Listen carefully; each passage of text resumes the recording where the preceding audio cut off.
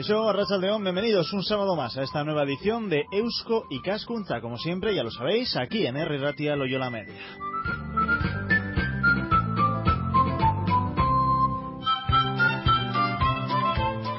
Qué importante es dejarlo todo bien atado, ¿verdad? Cuando uno abandona la gerencia de una empresa. Sí, señor, y qué importante es regular todos y cada uno de los mecanismos. Hablamos de la gestión propiamente dicha, pero también de la propiedad, de la organización y, cómo no, de la sucesión. ¿Quién va a heredar ese negocio? ¿Qué privilegios o no va a tener desde el punto de vista legal? Lo que podrá y no podrá hacer a la hora de gestionar la empresa, vender sus acciones o participaciones en la misma. En fin, hay que evitar vacíos, mejor dejarlo todo por escrito, por lo que pudiera pasar. Esto en las empresas familiares es, si cabe, aún más importante. Recordad que estamos hablando de alrededor del 80% de las empresas del Estado, que representan el 70% de la economía española y, por ejemplo, dan empleo a cerca de 14 millones de trabajadores. Ahí es nada. Por eso, por la importancia de dejarlo todo bien atado y, sobre todo, por la riqueza de ese proceso, como vamos a ver después, existe una figura, un documento que no siempre se utiliza, por no decir casi nunca, pero que permite regular todos esos aspectos inherentes a la vida de una empresa familiar. Del llamado protocolo de familia o protocolo familiar nos vamos a ocupar hoy, y lo vamos a hacer además con la ayuda del CARGI, la Sociedad de Garantía Recíproca, que acumula ya una cierta experiencia en este campo de los protocolos familiares. Vamos con ello.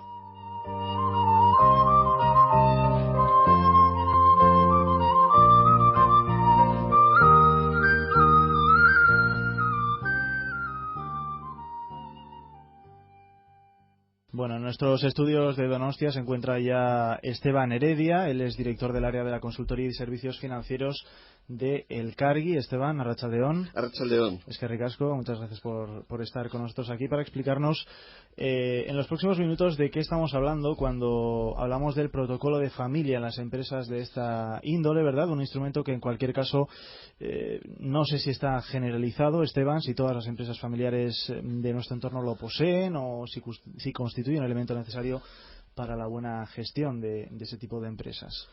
No, ni muchísimo menos. Yo creo que el porcentaje de empresas familiares que disponen de un protocolo realmente es muy pequeño respecto de las que podrían o seguramente deberían tenerlo.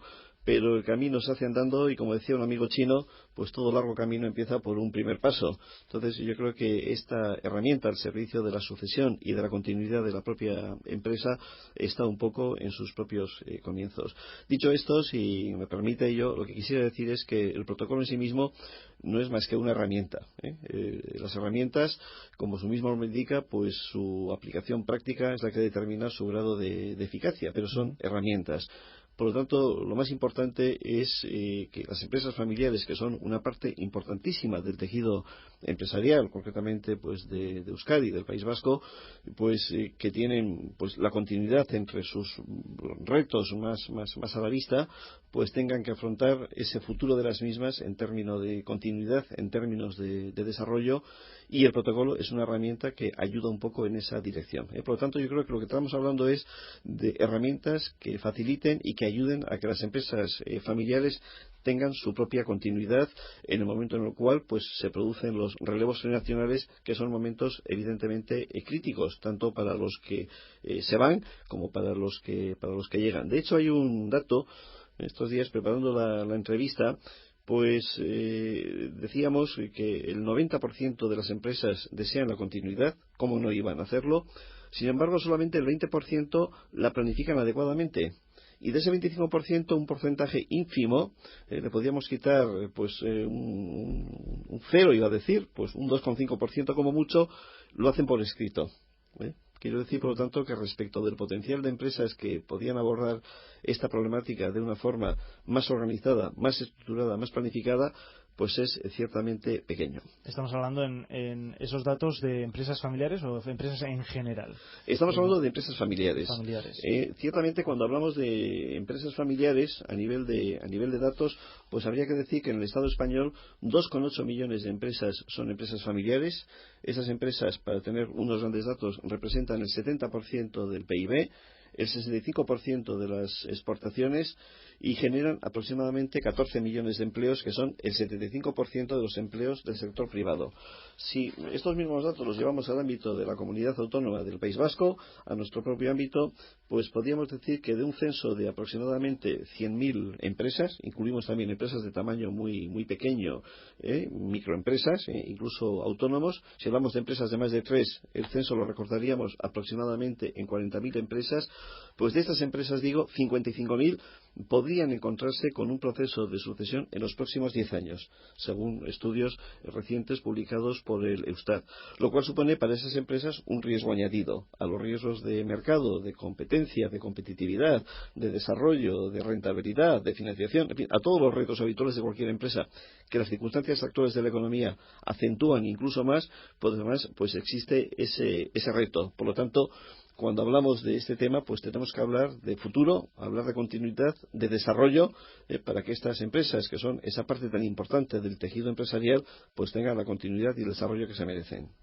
Hablamos de un protocolo que en ningún caso es obligatorio, ¿verdad? No lo exige la ni ley. Muchísimo menos. No es obligatorio, es altamente recomendable, porque, como digo, es una herramienta cuya eficacia depende del grado de uso que se haga de la misma. Depende, por tanto, de la voluntad de los gestores de esa empresa. Depende de la voluntad de los gestores, y en este caso, en la empresa familiar, pues depende de la propia voluntad de la familia, que es vamos a decir, la dueña, la que ostenta el poder de la empresa.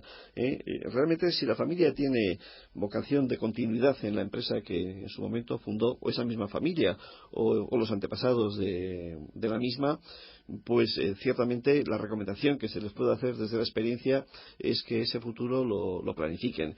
Y suele haber ahí una cierta discordancia. Cualquier empresa mínimamente organizada planifica muy bien sus actividades, su día a día, su financiación, sus inversiones, sus ventas, sus propios objetivos, hace su plan de gestión, su plan estratégico, y la sucesión, que es un problema realmente de una envergadura espectacular. Bueno, pues ahí están los datos que he dado al principio de esta entrevista.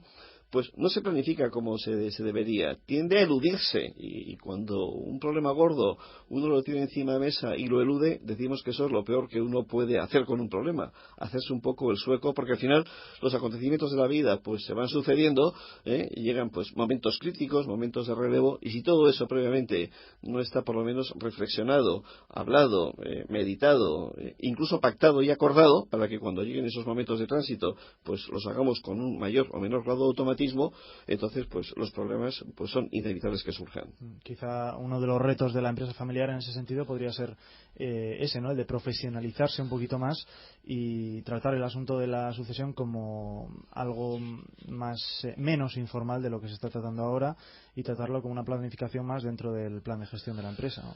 Yo creo que efectivamente esa es la clave. Realmente es muy fácil de decir, usted lo ha dicho perfectamente bien, yo no lo diría mejor. Luego es difícil o complejo, más que difícil, el poder hacerlo. Yo creo que hay que entender de cualquier forma que por qué una cosa que es tan necesaria pues no se afronta como se debería. Yo creo que la sucesión, a mí la experiencia me lo dice de muchos casos que conoces, y cuando una empresa te encarga pues que la ayudes en este proceso, pues deposita un grado de confianza en tu empresa, en nuestro caso en el Cargi, para quien yo trabajo, y en tu propia persona, verdaderamente importante. Se está desnudando ante ti, te está hablando de sus preocupaciones, de sus inquietudes familiares que tienen que ver con los hijos políticos, con los hermanos, con los padres, con las capacidades, con previsiones testamentarias incluso, que luego podríamos hablar un momento pues de ellas. Por lo tanto, ese momento crítico que es la sucesión, hay que decir que cuando a mí me preguntan por qué no se planifica o a veces se elude, yo creo que porque es un momento muy difícil, que tiene fortísimas implicaciones psicológicas, pues tanto para el que se va como para el que se queda. Y además todo eso ocurre en la empresa familiar, donde cualquier empresa tiene un reto, el reto de la rentabilidad, del crecimiento de los objetivos. Y la familia tiene un gran reto, el reto del afecto, el reto del amor, el reto de la armonía, el reto de la unidad. Para eso somos las familias, ¿no?, las que pertenecemos. Por lo tanto, claro, cuando hablamos de empresa familiar, detrás de la cual hay una familia empresaria, pues yo siempre digo que el reto es doble, que la familia mantenga su unidad y su armonía en torno a un proyecto común que comparten y a unos valores que soportan ese proyecto, y además que esa empresa pues sea eficiente en un mercado muy competitivo. Por eso, cuando se pasa a la segunda generación, ese traspaso de poder, pues muchas veces se pasa del hombre orquesta, entre comillas, el factotum, el que hace todo, pues una estructura basada pues en un equipo de hermanos que a veces pueden tener capacidades, no tenerlas, diferentes entre todos ellos, y entonces yo creo que es el momento de aprovechar la oportunidad para profesionalizar lo más posible esa gestión, sobre todo teniendo en cuenta que si hablamos en presente y echamos o intuimos o interpretamos los tiempos que vienen, no de largo plazo, yo creo que el largo plazo ya no existe como concepto, existe el medio o el corto. El otro día una empresa me decía, una empresa con problemas, me decía: Esteban, para mí largo plazo es 2010, ya no sé lo que va a pasar, fíjate de qué estamos hablando. Bien, por lo tanto yo creo que cuando estamos hablando de esas dificultades importantes que los tiempos que vienen presentan para cualquier empresa, pues razón de más para que esa gestión de este relevo generacional salga, si cabe, todavía más y mejor fortalecida. Bueno, queda claro entonces la necesidad de ese protocolo de familia. La definís en el Cargui como un acuerdo de voluntades. ¿En qué consiste exactamente ese acuerdo? Sí, efectivamente, la definición que le damos, yo creo que es la mejor definición que se puede dar, es que es un acuerdo de voluntades. Es decir, que si no hay acuerdo, no hay protocolo, los acuerdos no se deben de forzar, y si no hay voluntades que soportan pues ese acuerdo, pues tampoco lo hay. ¿En qué consiste ese acuerdo? Yo creo que lo más importante de un protocolo, y voy a ver si me explico adecuadamente, no es el protocolo en sí mismo, es el hecho de hacerlo. Yo suelo decir que un protocolo no es un suceso, es un proceso. Y el hecho de que cuando uno hace un protocolo y lo hace bien, y lo hace de forma adecuada, pues pone encima de la mesa de una forma estructurada y positiva y constructiva, con vocación de solución, todos los problemas de los diferentes ámbitos que aborda un protocolo, que luego los podíamos repasar o por lo menos enumerar. Entonces, el hecho de poner encima de la mesa los problemas, poder contrastarlos, poder debatirlos y poder con el resto de miembros de la familia, poder pulir diferencias, poder consensuar soluciones en beneficio de un proyecto compartido, yo creo que eso es la grandeza de un protocolo bien hecho, porque si se hace bien, la familia de ese proyecto sale verdaderamente fortalecida. Porque cuando en el transcurso del devenir de una empresa pues puedan ocurrir acontecimientos pues que la vida los va a traer, el paso mismo de la vida, que desaparece la primera generación, etcétera, bueno, entonces ya no hay que estar improvisando de cómo afrontamos el relevo. Estaba ya acordado, estaba hablado, no quiero decir negociado, estaba acordado, eso no es una negociación, es realmente un acuerdo de voluntades, y además incluso estaba escrito. Bueno, pues con toda naturalidad se pone en práctica y eso va en beneficio de todos. Porque ciertamente la familia empresaria vive de su proyecto compartido, vive de su propia empresa. Yo muchas veces cuando en determinados debates, hace poco tiempo, nos encontramos con una empresa que lleva un poco los debates de esta naturaleza a su ámbito estrictamente particular, y yo le decía: oye, tenemos que pensar más en la empresa, porque de la empresa vives, de la empresa vive tu familia, y quieres que sigan viviendo tus hijos porque tú tienes vocación de continuidad. Entonces, bueno, cuando la empresa era de un único dueño, pues allí, bueno, pues ese dueño, pues realmente un poco era el que tenía el poder absoluto y el control de la propia empresa. Pero cuando ese poder ya se tiene que repartir entre familiares y entre hermanos, con sensibilidades diferentes, con intereses que también pueden ser diferentes, entonces yo creo que la virtud de quien lo hace es buscando siempre las complementariedades. Por eso yo suelo decir que para hacer un protocolo pues hay que tener, primero, lealtad a la empresa, segundo, altura de miras, y tercero, generosidad. Y seguramente en cualquier acuerdo bien hecho, alguna renuncia en beneficio del proyecto común y del resto de miembros pues se debe de hacer. Se trata, por tanto, de regular esas relaciones entre empresa, familia, familia-empresa, con el objetivo de garantizar ese proceso de sucesión y también, lógicamente, para la continuidad de la empresa. No sé si sirve, me imagino que la respuesta es no, un mismo protocolo para cualquier empresa familiar. ¿Hay diferencias dependiendo de qué? Sí, evidentemente no sirve. A mí frecuentemente alguna empresa me dice: oye, me gustaría que me dieras un modelo de protocolo. Digo, bueno, pues no te lo puedo dar, primero porque los que tengo no son modelos, son trajes a medida, luego hablamos de esto. Segundo, porque son confidenciales, y tercero, porque además no te van a servir, porque como lo acabo de decir, ese traje a medida es a la medida de quien lo hiciste. Es decir, que sí que a la hora de hacer bien un protocolo hay que hacer un auténtico traje a medida, y si incluso me permites que siga usando metáforas, yo diría que más que un traje a medida y ejercer desastre, yo diría que hay que hacer un plato a la medida, un plato al gusto de cada uno, hay que hacer de cocinero, porque el plato se prueba antes de ponerlo, y en ese probarlo pues apreciar las calidades que puede tener. Es decir, cada empresa tiene sus peculiaridades porque las personas son distintas, las relaciones son diferentes, las problemáticas son únicas. Lo que sí es cierto es que siendo cada caso distinto, sí que hay una serie de problemáticas que son pues más o menos comunes.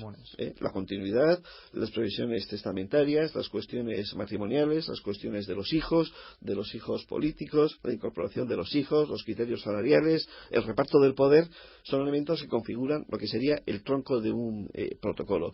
A partir de ahí, cada uno de estos capítulos que acabo de enumerar, pues tendrá un tratamiento diferenciado según las peculiaridades de la propia empresa, pero siempre mirando por la propia empresa. Yo en algún sitio leí una vez una metáfora que me gustó, y alguien le decía a alguien, algún experto en estas cuestiones, le decía a un empresario, le decía, mire, tenemos que pensar más en la vaca que en los vaqueros, porque si pensamos mucho en los vaqueros, igual nos quedamos sin vaca, por lo tanto, cuidemos la vaca porque además es tuya.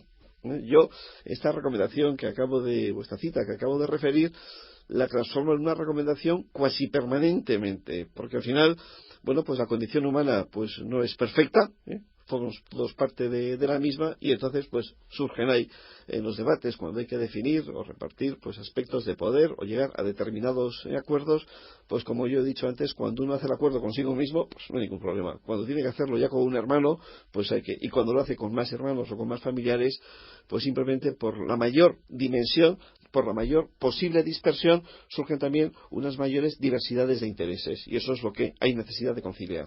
Después hablaremos de los distintos capítulos, pero en base a vuestra experiencia en el Cargui, ¿cuál podría ser ese capítulo donde el consenso, el acuerdo es más complicado de alcanzar entre los propios familiares de la empresa por intereses, por conflictos de intereses? Sí, yo creo que está bien hecha la observación. Si me permite, respondo a la pregunta, pero hago un previo.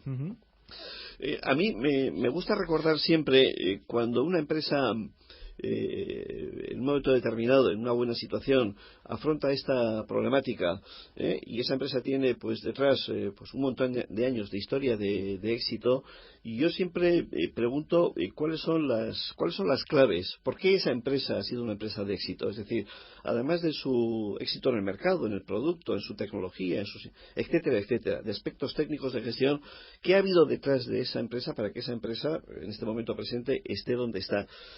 Y siempre lo podíamos simplificar si podíamos hablar de 4 factores de éxito, o de 4 piezas fundamentales o pilares fundamentales. Pues yo diría que detrás siempre hay una familia unida, una familia implicada y una familia comprometida. Y he dado las claves, unidad, implicación y compromiso.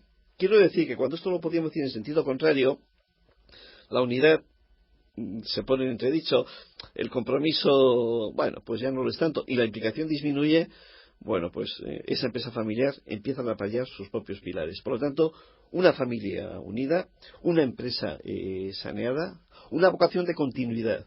Queremos que la empresa que fundó nuestro padre o nuestra Aitona, queremos que esa empresa siga. Bueno, pues si queremos que siga, hagamos las cosas bien. Existe vocación de continuidad, porque si no queremos, bueno, pues hagamos otra cosa con ese negocio. Vendámoslo y transformemos patrimonio en liquidez. Y cuarto también, pues hay que hablar de que todo ello contribuye a preservar pues un patrimonio familiar determinado en torno al cual pues la empresa tiene satisfechas sus propias necesidades. Es decir, eso es un poco el aspecto previo que yo quería decir. La pregunta que usted me hacía en el sentido de, bueno, ¿por qué a veces las cosas no son así? Pues yo lo diría porque estos aspectos tan importantes a veces se olvidan. Y porque estos valores que están en el fundamento de cualquier empresa, la unidad, la entrega, la laboriosidad, el espíritu de ahorro, el espíritu de inversión, el servicio a los clientes, el cuidar bien a los empleados, son cosas, parecen muy sencillas, dices así, pero casi nada, lo que hay detrás de todo eso. Pues luego cuando vas a la realidad y chequeas estos aspectos, pues un poco empiezan a desdibujarse. Y hay que empezar por decir, bueno, vamos a ir un poco a los fundamentos. Volvamos a los fundamentos. ¿Por qué vuestra empresa llegó a donde está? Pues llegó, además de porque lo hizo bien en términos de gestión, por esto que yo acabo de decir. Bueno, pues esto, si lo pudiéramos clonar, acabo de decir una cosa que yo sé que es imposible, pues perfecto. Bueno, pues hagamos el esfuerzo de clonarlo, porque coyunturas económicas diferentes, modas de gestión, técnicas de gestión, modas, cambios de uso, cambios de hábito, cambios coyunturales o estructurales de mercado, los valores no se dan afectados. Normalmente los problemas vienen derivados de que esos fundamentos se olvidan, se pierden, y a veces humanamente es inevitable, como he dicho antes, por esa dispersión de la propiedad. Entonces hay que volver siempre a los fundamentos y recordar que los principios pues siguen siendo válidos, y yo creo que por suerte y por fortuna seguirán siendo siempre válidos durante mucho tiempo. No sé yo si la crisis económica a veces ayuda a perder esos valores. No debería. Lo que pasa es que la crisis económica pues es dura, es intensa, y si además hay que afrontarla con serenidad, pues realmente hay que ser pues un poco Superman, hay que tener de todo. Ciertamente la crisis pues a veces acentúa las contradicciones, pero seguramente también pone a prueba pues a las buenas empresas y a los buenos equipos. Es el momento de tener la cabeza en calma, tomar decisiones pues adecuadamente, pero siempre pues pensar que en la trayectoria de ese barco que es la empresa, pues estamos atravesando un periodo de turbulencias, pero que esas turbulencias pues pasarán, algunas de ellas importantes en el sistema financiero pues están pasando, por lo menos se están asentando, y ese barco cuando atraviese en su ruta ese trazado de turbulencias y de mar embravecida, pues volverá un poquito a sus orígenes y a su travesía normal. Bueno, una vez identificada esa necesidad de tener un protocolo familiar en la empresa, habrá que ponerse a redactarlo. Hay que saber, antes que nada, digo yo, pues qué contenidos debe recoger ese documento. Por ejemplo, Esteban, los antecedentes, la historia familiar de esa empresa, los valores, como bien decías, de dónde venimos y hacia dónde vamos, ¿no? Exactamente, de dónde venimos y a dónde vamos. Ahí estaría resumido todo. Yo creo que hay que decir que en cualquier empresa, pues en sus obligaciones básicas, fundamentales, la responsabilidad de la continuidad, la del crecimiento, la del largo plazo y la de aportación de valor para muchos más agentes que los propios accionistas, son responsabilidades básicas que en las empresas familiares adquieren, si cabe, pues una mayor trascendencia. Por lo tanto, a partir de esa estructuración, cuando uno aborda un protocolo, pues es conveniente redactar siempre la historia de esa empresa, porque esa empresa ha llegado a ser lo que es, porque a veces pues los nietos o los hijos pues a veces se olvidan de los esfuerzos y del sacrificio que hubo por parte de sus padres o de sus abuelos. Yo tengo una anécdota, la puedo contar, a una empresa de aquí importante de Guipúzcoa, de 4 hermanos, con edades ya metidos en los 70 y bastantes años. Pues yo les dije, me parece una historia fantástica la que han desarrollado, una historia de sacrificio, de entrega, de laboriosidad, de reinversión de beneficios. Han configurado un importante grupo y yo les dije que esa historia pues había que documentarla. A ellos les pareció, bueno, y no podemos ir ya directamente a los estatutos y a los testamentos y al reparto de poder y a los hijos y a las nueras, y pues también ya iremos, pero bueno, vamos a escribir todo esto, porque además es que si no, bueno, escribimos una pequeña historia, se la pasamos, la devolvieron. Hoy es el día que esa pequeña historia ellos la perfeccionaron incluso, hicieron pues una pequeña separata, la editaron y la dan a todos los nietos, para que los nietos lo lean de una forma redactada pues a su nivel. Por lo tanto, pues la historia de la empresa, por supuesto, los valores familiares, en cualquier caso, he hablado antes de la unidad y del compromiso y de la entrega, y desde luego también los valores empresariales, valores de reinversión de beneficios, de servicio a los clientes, de servicio a los proveedores, de cuidado por parte de los empleados. Serían un poco los fundamentos de cualquier protocolo que se precie bien hecho. Y habrá que decir que gracias a eso, cuando una empresa familiar va bien, la estadística dice que va mejor que la que no es familiar, porque esos valores que son propios de una familia bien avenida potencian a la empresa, dicho en sentido positivo. Ahora, cuando esos valores dejan de serlos, pues no solamente la potencian, sino que pueden generar el germen de su propia destrucción. Por eso yo digo que cuando una empresa familiar va bien, va mejor que la que no ves. Ahora, cuando va mal, va peor. El presidente de una importante empresa catalana, se puede decir, porque él viene por aquí a dar seminarios y lo repite continuamente, el presidente de Freixenet, suele decir que él en su cargo de presidente, es una empresa que vaya por unas cuantas generaciones, pues su función más importante, su trabajo, si a eso se le puede llamar trabajo, es preservar la unidad, el espíritu familiar, porque dice que la discordia es el rejón de muerte de la empresa familiar. Es el rejón de muerte. Por ahí empieza todo. Cuando la discordia divide la familia, divide la propiedad, los intereses se dispersan y eso termina pasando factura necesariamente a la propia empresa. Nos quedamos entonces con esa afirmación: cuando una empresa familiar va bien, va siempre mejor que una empresa que no es familiar, y viceversa, cuando va mal, va peor generalmente la empresa no familiar. Sí, yo creo que eso, que es una afirmación muy categórica, se puede elevar a la categoría de afirmación categórica, porque desde luego la experiencia lo demuestra, no solamente en la empresa familiar, sino yo creo que en todos los hechos de la vida. No me quiero salir del guión que tenemos establecido, pero también hay una cita. Una vez un compañero me la puso encima de la mesa, de Salustio, que decía que la concordia agranda lo pequeño, y la discordia destruye lo grande. Eso vale para todo en la vida. Pues para la empresa familiar, para la familia que tiene una empresa, pues claro que sí vale. Por eso, cuando uno hace bien un protocolo, yo antes decía que hay que hacerlo con altura de miras y con generosidad. Pues luego viene la parte técnica, luego viene pues los aspectos que un buen abogado redactará unos buenos estatutos, hará los cambios estatutarios necesarios, aprovechar para hacer alguna pequeña reforma, redactar un buen testamento. Pues perfecto, eso es muy importante dentro del protocolo, es importantísimo, pero es un trabajo de técnica. Hay un trabajo que no es de técnica, de ser espíritu, que suele ser casi siempre pues el más complejo y el más difícil. ¿Qué más contenidos, Esteban, recoge ese protocolo de familia? Además de la historia familiar, de los valores, nos encontramos con aspectos como puramente de administración y de gestión, ¿verdad? Los órganos, su composición, su funcionamiento. Cuéntanos un poquito. Correcto. Yo creo que además de lo que hemos dicho, dentro de los aspectos de los contenidos técnicos de cualquier protocolo, yo diría que hay como tres grandes ámbitos. Hay un ámbito que es lo que se llama el gobierno. A mí no me gusta el término, pero se llama así. Cuando hablamos del gobierno hablamos un poco del control del poder de la propia empresa, de lo que es un poco la sociedad, las acciones de la propia empresa. Uno. Dos, el ámbito de la gestión, del día a día. Y tres, el ámbito de la familia. Tres ámbitos. Ámbito de propiedad, ámbito de familia y ámbito de gestión. Entonces, en cada uno de los tres ámbitos, pues hay una serie de aspectos concretos, pues se conviene regular adecuadamente. Por ejemplo, en el caso del gobierno, pues regular el consejo de administración.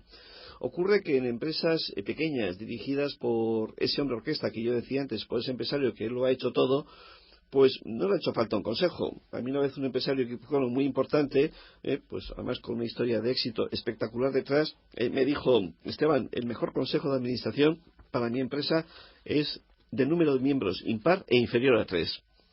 Perfecto, el consejo ha sido tú. Le dije: bueno, pues muy bien, y aquí está tu éxito. Ahora, a futuro no sirve. Tienes 5 hijos, cada hijo tiene un cónyuge, hablamos ya de 10 potenciales propietarios, entonces eso ya hay que regularlo, eso no puede servir. Por lo tanto, en primer lugar, regular el funcionamiento del Consejo, con todo lo que ello pues implica. En segundo lugar, regular el ámbito de la gestión, lo que es un poco el día a día, los puestos de responsabilidad, el organigrama, quién va a ocupar los puestos importantes, profesionalizar la gestión. Por ser hijo no se debe tener pues derecho a un puesto de trabajo, porque puede no haber ganas, puede no haber preparación. Por lo tanto, el ámbito de la gestión, muy importante, porque la gestión es la que la empresa finalmente pues le va a dar los resultados que la propiedad y que la familia requiere. Y en tercer lugar, el ámbito de la propia familia, que sería pues cuáles son los criterios para que miembros de la familia se puedan incorporar a la empresa, cuáles van a ser sus retribuciones. A veces te encuentras en muchas empresas con que por ser hijos de familiares pues ganan bastante más que lo que se ganaría en el mercado, y a veces bastante menos. Hay de todo. Yo siempre digo que la referencia en el mercado, y solo de decir cuánto hay que ganar, digo, pues mira, es muy fácil la respuesta. En una empresa equivalente, haciendo lo mismo, con idéntico grado de responsabilidad, el mercado, ¿cuánto retribuiría ese trabajo?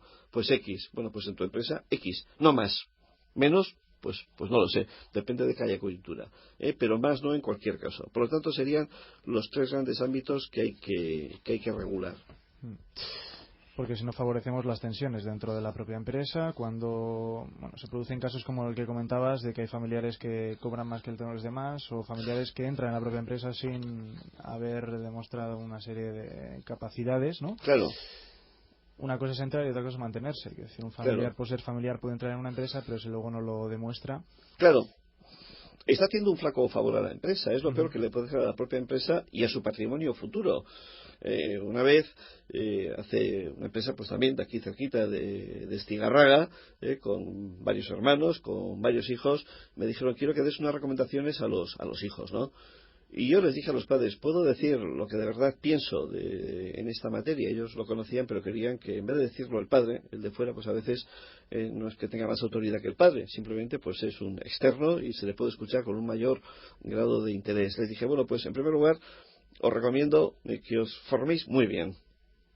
Vienen tiempos difíciles, vienen tiempos de mucho cambio y vienen tiempos muy exigentes a todos los niveles. Siempre se dice: lo hemos tenido muy difícil, cada uno lo ha tenido más difícil, pero los jóvenes que se incorporan al mundo del trabajo lo van a tener muy difícil, porque el mercado les va a exigir mucho. Por lo tanto, muy buena preparación. En esa muy buena preparación yo siempre incluyo idiomas, la aldea global. El mundo es muy pequeño. Ahora venía de una empresa que piensa estar en China, no está en China, y allí la gente ya estaba estudiando chino. Me ha parecido magnífico. Están yendo por delante de lo que viene, se están anticipando. En segundo lugar, idiomas. En tercer lugar, que trabajen fuera de la familia, que les mande a alguien que no sea su padre o su tío. Es lo peor que a uno le puede pasar. Que le mande su padre o que le mande su tío, que te mande un jefe externo, que te ponga una disciplina, que te fije unos objetivos, que tengas un régimen determinado de lo que es un poco la tensión de cualquier empresa bien gestionada. Y luego, si hay que volver a la empresa familiar, ya volverás, porque además en beneficio de esa empresa familiar vendrás bien aprendido. Yo creo que directamente ir de la universidad a la propia empresa familiar, cada uno hace en su casa lo que quiere, yo no soy quien para dar recomendaciones, simplemente pues aporto contrastes de sus experiencias o inputs de reflexión. Yo creo que no es el mejor tránsito. Tiempo tienes, vete a la empresa bien preparado, fórmate y fórmate fuera. Aprende de las empresas, ve cómo hacen bien las cosas, las empresas que lo hacen bien, y todo ese aprendizaje luego llévalo a tu propia empresa, porque además es tu propia empresa.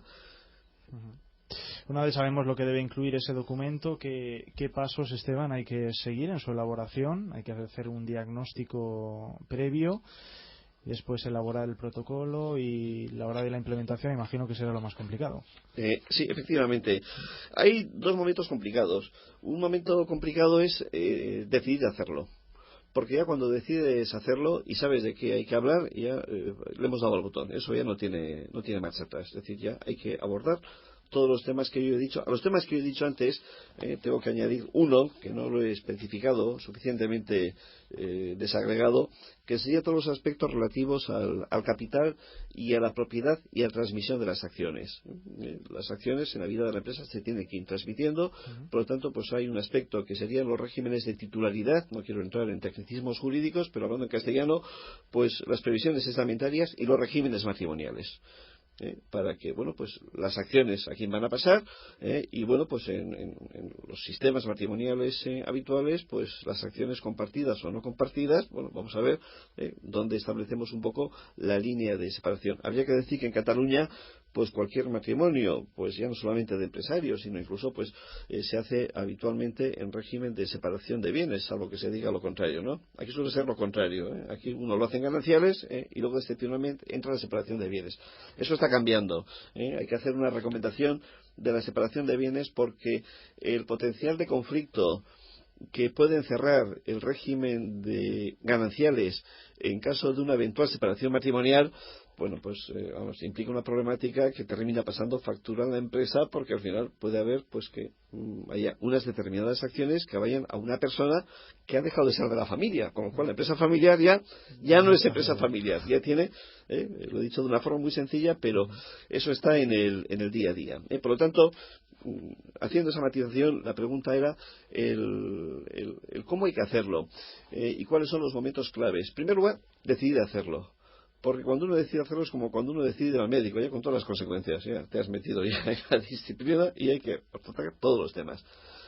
Y bueno, pues al principio se produce un cierto vértigo, y vamos a esperar un poquito, vamos a pensarlo, y es mejor que lo pienses, porque tienes que saber que una vez que arrancamos, esto ya, pues con los tiempos, con las metodologías, tampoco hay que asustar a nadie, es decir, si se hacen bien, pues al final esto pues tiene un proceso que bien ordenado, bueno, pues viene bien incluso como tu propia terapia, porque los problemas van saliendo, uno. Y efectivamente el segundo momento es cuando ya lo has hecho, y cuando ya lo has firmado, bueno, pues de momento tienes un papel. Bueno, pues no es un papel, es un compromiso, es un acuerdo de voluntades, como preguntaba usted hace un momento, con todas las consecuencias. Es decir, yo creo que el hecho de haber desarrollado el protocolo, yo antes decía que lo más importante del protocolo es el hecho de hacerlo, el proceso del poder hacerlo. Cuando ya lo tienes culminado, pues hay que aplicarlo. Y sí que frecuentemente pues hay situaciones, ahora toca que apliquemos todo esto. Hace poco tiempo, pues también, pues hablando de casos prácticos para hacer más elocuente lo que yo digo, pues una empresa de la zona de Vizcaya, formada por 3 hermanos, acordaron que si un hermano pues quería dejar de ser accionista, para que la empresa siguiera siendo familiar, las acciones que él quisiera vender pasaban a los 2 hermanos, con un acuerdo de precios, un sistema de valoración, etcétera. Bueno, eso estaba acordado para que la empresa fuera familiar el resto de sus generaciones, mientras esa empresa pues tuviera vida. Bueno, pues a los 2 años, uno de los 3 hermanos, un 33,33% del capital, se olvidó de eso. Y entonces, bueno, quiso vender su parte. La empresa tenía un valor importante de mercado en ese momento, eligió un momento pues magnífico, y él rápidamente tradujo ese 33% pues a euros. Él vio con esos euros pues qué proyecto podía aprender, y además incluso él tenía ya un comprador. Hubo que recordarle, oye, pero que aquí firmaste un protocolo, el protocolo, además de la fuerza moral, esta parte pues fue a los estatutos y se hizo ante notario para que tuviera pues fuerza vinculante más allá de la moral, en buena hora se hizo así. Pero eso lo firmamos, pero eso vale para algo. ¿Cómo que vale para algo? Pero lo firmaste tú, te lo recuerdo. Para que esta empresa, si alguien un día quería desengancharse, nadie quisiéramos que estuvieran a la fuerza. El derecho de desenganche, el derecho de vender, es un derecho libre. Bueno, pues hubo que recordar eso, ponerlo en práctica, en fin, al final, pues los temas se recondujeron, este señor vendió su parte a los hermanos, al precio pactado, la propiedad se concentró, siguieron su camino los 2 hermanos, le sigue yendo pues razonablemente bien, y con su dinero pues emprendió pues un nuevo proyecto, pero hubo un momento de tensión, que el momento de aplicarlo, pues casualmente alguien se olvidó. Bueno, yo pongo los casos por excepción, porque pueden ser elocuentes, no es habitualmente así, ¿no? Pero puede llegar a serlo. Por eso, ¿qué hubiera ocurrido si esa empresa no tuviera protocolo? Bueno, entonces ya, evidentemente, como el externo pagaba más que la familia, pues algo que los valores familiares hubieran estado muy arraigados, al final, pues también la vida dice que el interés crematístico pues tiende a predominar. Claro.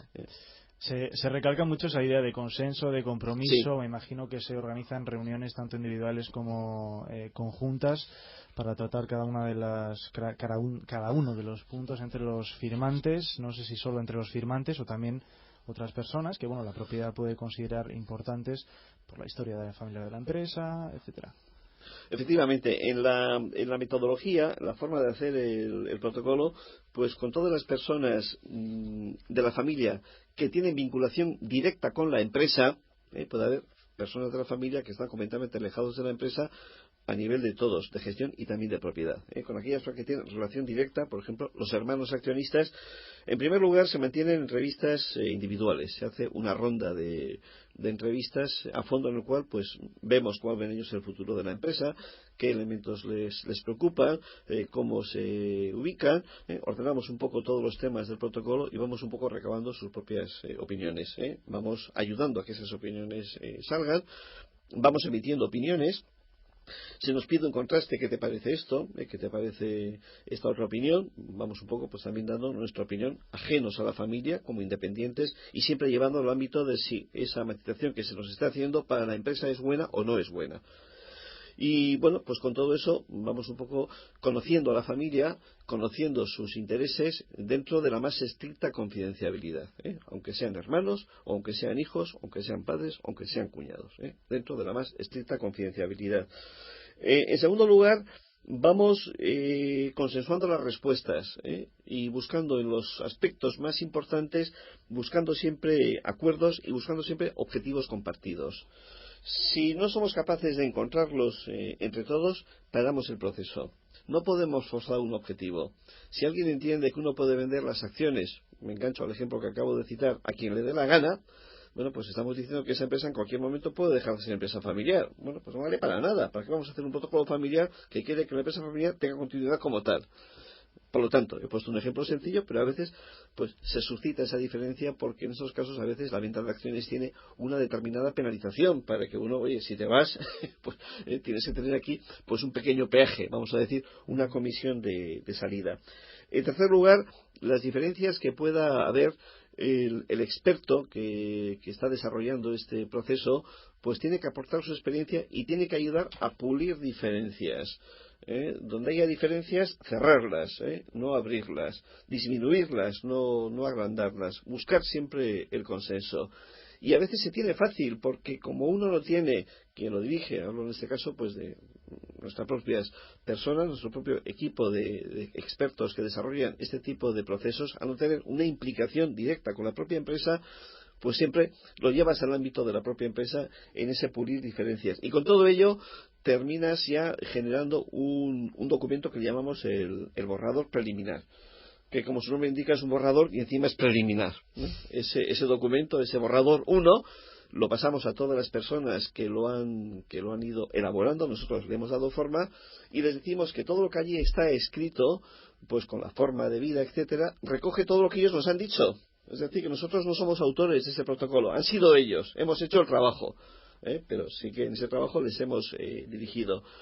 Que le den las vueltas que sea necesario, que lo consulten con la familia, con la esposa, con el esposo, con un externo, y que en un plazo razonable, pues 15 días, 20 días, un mes, de alguna forma ese documento nos lo traigan corregido, nos lo traigan leído, esto no sé si está bien, esto no lo he entendido, esto creo que tenemos que darle un par de vueltas, creo que falta esto, creo que sobra todo esto, y con todo ello, y otra segunda ronda de reuniones individuales, pues escuchamos todo esto, lo incorporamos al borrador 1 y haríamos el borrador 2 y así sucesivamente hasta que llega un momento en el cual, bueno, pues ya nadie aporta nada, En ese momento ya el documento está listo para la firma.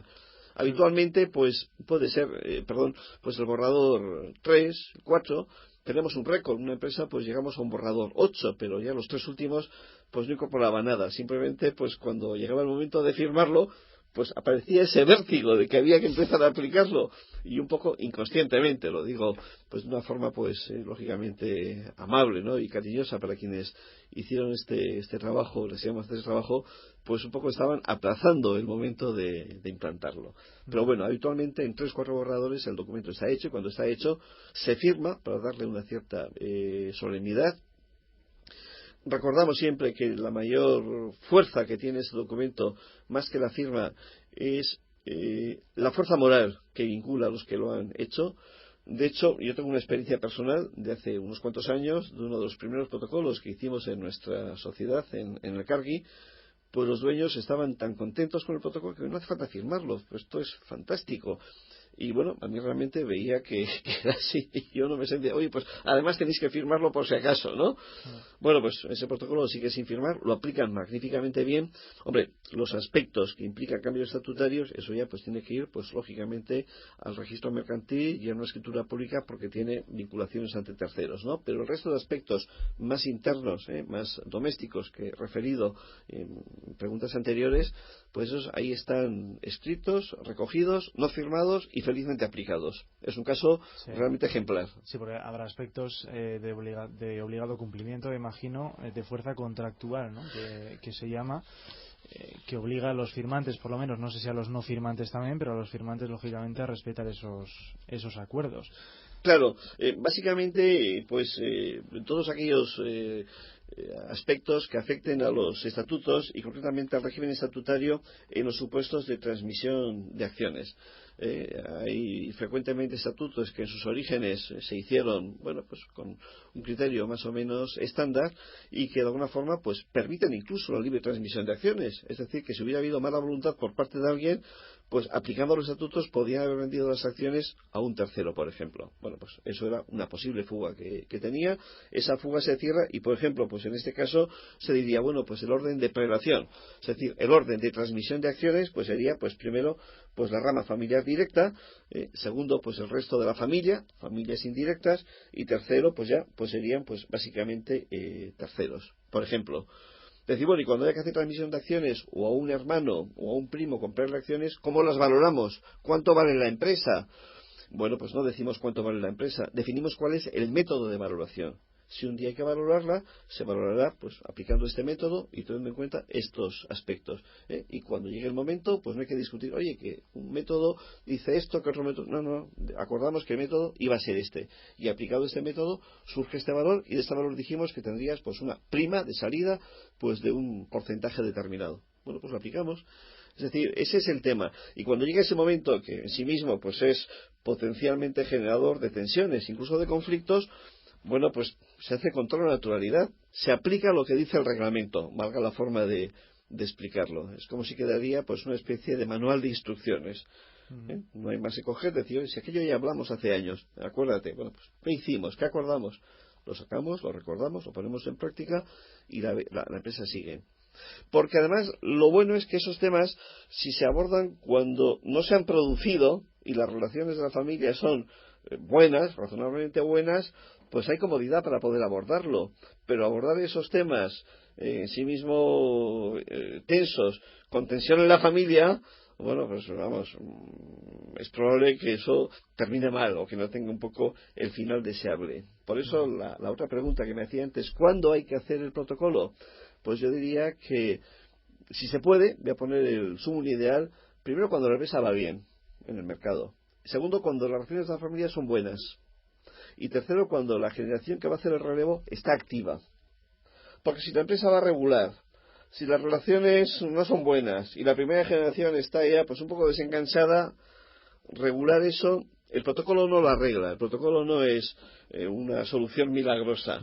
La medicina preventiva es la que habría que aplicar. En cualquier caso, cuando la empresa va bien, a veces nos da un poquito de miedo, ¿no? Claro. Entrar en cambios y en este tipo de protocolos, ¿no?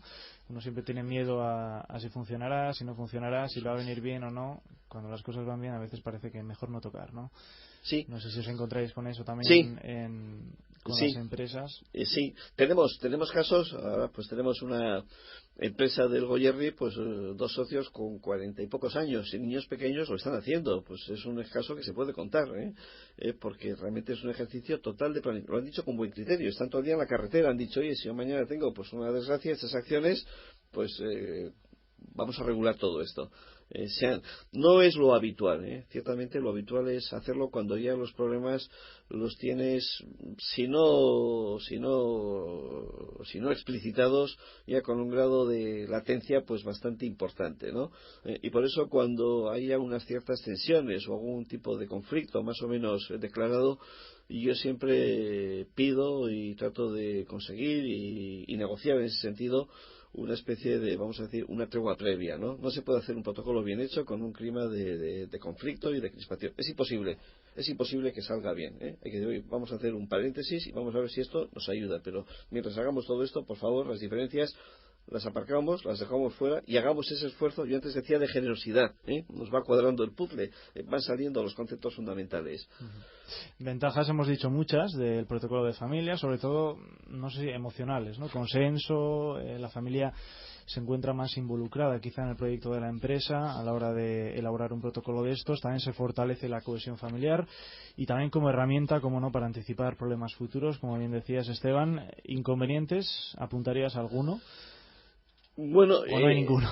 No, yo creo que si se hace bien, ninguno. Es una herramienta buena y si se aplica bien, los inconvenientes no existen. Se puede decir con toda rotundidad. Eso nos lleva un poco a lo contrario. Los inconvenientes vienen de que no se haga bien, de que los acuerdos no sean tales, de que por terminarlo en una fecha determinada hay un tema que no termines de dejarlo perfectamente. Entonces, bueno, son cierres en falso que yo digo. Es mejor tomarse tiempo.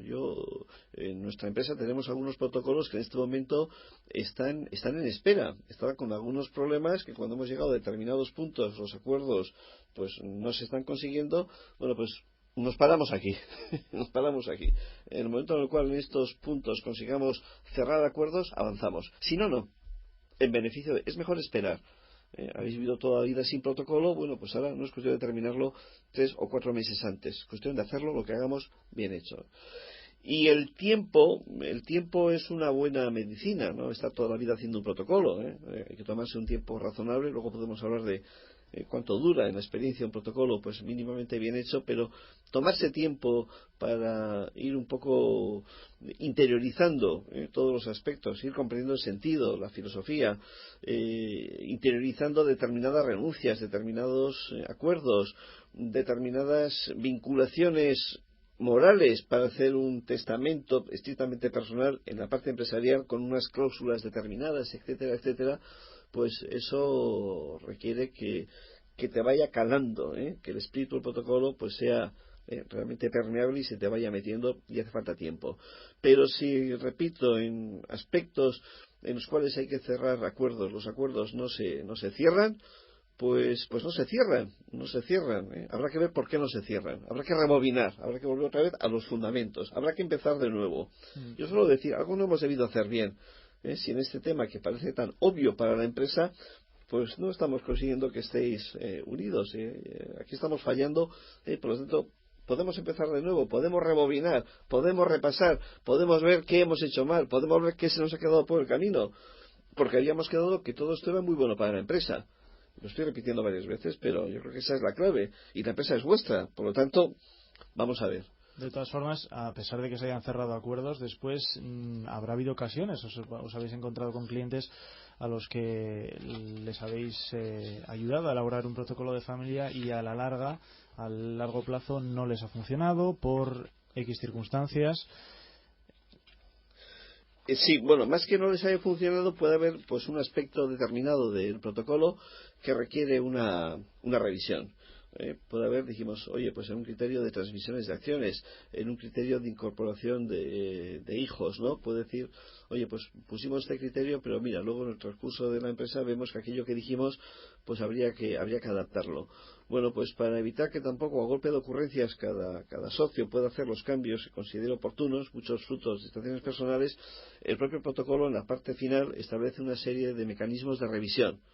Y establece que las materias que yo he dicho, las materias sensibles, cuando se ve que algo igual no estuvo bien contemplado o que a futuro pues es un tema que requiere una revisión, pues entonces por unas mayorías cualificadas, unas mayorías reforzadas o unas unanimidades, ese aspecto se cambia. El protocolo es un documento dinámico, la vida cambia, la empresa cambia, los intereses son distintos, y entonces también el protocolo prevé su propia evolución y su propia adecuación a nuevas realidades.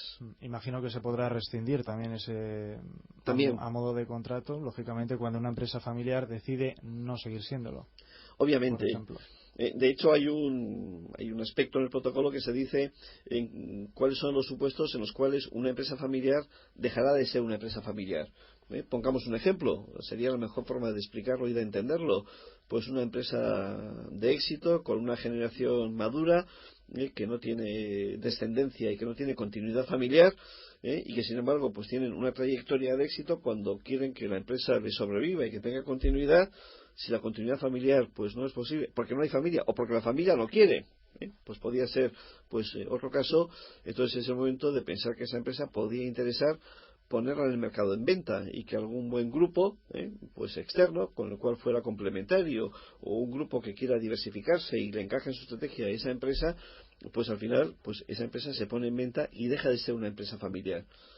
Por ejemplo, pues es el caso típico, supuestos en los cuales una empresa deja de ser familiar cuando los socios no quieren continuar por los motivos que fueran y deciden vender la empresa. Pues también en ese caso el protocolo pues ya lo podemos romper, cumplió una misión y podemos aplicarlo.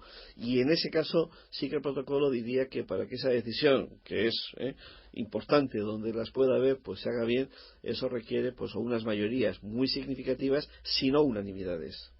Muy bien, nos vamos quedando sin tiempo, Esteban. No sé si quieres apuntar algo a modo de conclusión antes de finalizar. Pues no, yo lo que diría es que como todo en la vida, la vida de la empresa, pues las cosas que se hacen bien al final dan buenos resultados, que merece la pena hacerlo bien, y que cuando estamos hablando de continuidad y de futuro, y que además queremos que la empresa y que la familia en torno a la empresa pues permanezca unida por esos vínculos de afecto y demás, pues pensar en regular eso adecuadamente para que no ocurran pues fenómenos en los cuales pues emerjan posibles diferencias, pues ciertamente merece la pena para que la familia pues a través de su cultura, de su visión compartida, pues permanezca unida, para que la empresa pues esté saneada, para que las relaciones familiares pues sigan siendo de confianza, para que la gente que pertenece a la empresa tenga ese orgullo de pertenencia a esa familia, a esa empresa, para que los familiares tengan esa actitud positiva que es necesaria en la vida para todo y muy especialmente para los negocios y muy especialmente en tiempos duros como los que tenemos por delante, y también, por qué no decirlo, para que el bienestar material que debe de generar una empresa familiar en torno al patrimonio pues permita pues un buen uso y disfrute del mismo. Dicho queda, Esteban Heredia, director del área de consultoría y servicios financieros del Cargi. Eskerrik asko, gurekin izateagatik. Eskerrik asko, muchísimas gracias. Gracias, agur. Agur.